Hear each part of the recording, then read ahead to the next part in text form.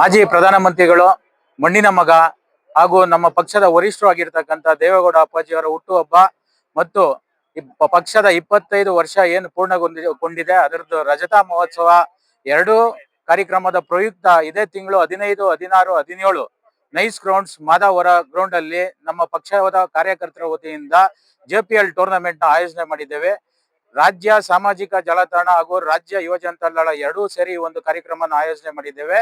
ಈ ಒಂದು ಕಾರ್ಯಕ್ರಮ ಉದ್ಘಾಟನೆಗೆ ನಮ್ಮ ಪಕ್ಷದ ವರಿಷ್ಠರು, ಕೇಂದ್ರ ಸಚಿವರು ಆಗಿರ್ತಕ್ಕಂಥ ಕುಮಾರಣ್ಣವರು ಮತ್ತು ಯುವ ಜನತಾ ದಳ ರಾಜ್ಯಾಧ್ಯಕ್ಷರು ಆಗಿರ್ತಕ್ಕಂಥ ನಿಖಿಲ್ ಅಣ್ಣವರು ಉದ್ಘಾಟನೆ ಕಾರ್ಯಕ್ರಮ ಬಂದು ಈ ಒಂದು ಕಾರ್ಯಕ್ರಮನ ಉದ್ಘಾಟನೆ ಮಾಡ್ಕೊಡ್ತಾ ಇದ್ದಾರೆ.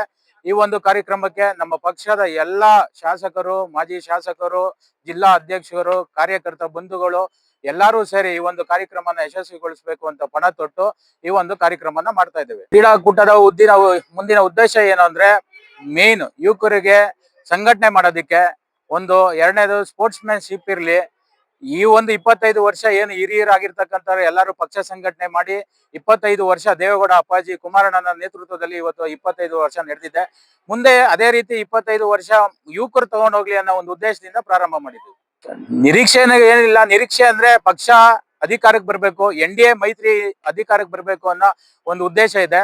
ಈ ಒಂದು ನಿಟ್ಟಿನಲ್ಲಿ ಪಕ್ಷದ ಎಲ್ಲಾ ನಾಯಕರು, ಮುಖಂಡರುಗಳು ಒಂದು ಕಾರ್ಯ ಮಾಡ್ತಾ ಇದ್ದಾರೆ, ಕೆಲಸ ಮಾಡ್ತಾ ಇದ್ದಾರೆ, ಸಂಘಟನೆ ಮಾಡ್ತಾ ಇದ್ದಾರೆ. ಈಗಾಗಲೇ ಜನರೊಂದಿಗೆ ಜನತಾದಳ ಕಾರ್ಯಕ್ರಮ ಎಲ್ಲಾ ಜಿಲ್ಲೆಗಳಲ್ಲೂ ನಡೀತಾ ಇದೆ. ಕ್ಷೇತ್ರಗಳಲ್ಲಿ ಈಗ 79 ಕ್ಷೇತ್ರ ನಿಖಿಲ್ ಅಣ್ಣನ ನೇತೃತ್ವದಲ್ಲಿ ಜನರೊಂದಿಗೆ ಜನತಾದಳ ಕಾರ್ಯಕ್ರಮ ನಡೀತಾ ಇದೆ. ಇದರೊಂದಿಗೆ ಮತ್ತೊಂದು ಕಡೆ ಪಕ್ಷ ಸಂಘಟನೆಗೆ ಮಿಸ್ ಕಾಲ್ ಅಭಿಯಾನ ಕೂಡ ನಡೀತಾ ಇದೆ. ಎಲ್ಲದಕ್ಕೂ ಒಳ್ಳೆ ರೆಸ್ಪಾನ್ಸ್ ಬಂದಿದೆ. ಆದ್ರಿಂದ ನಮಗೊಂದು ನಿರೀಕ್ಷೆ ಇದೆ, ಈ ಬಾರಿ 28ಕ್ಕೆ NDA ಮೈತ್ರಿ ಒಂದು ಅಧಿಕಾರಕ್ಕೆ ಬರುತ್ತೆ ಅನ್ನೋ ಒಂದು ನಂಬಿಕೆ ಇದೆ.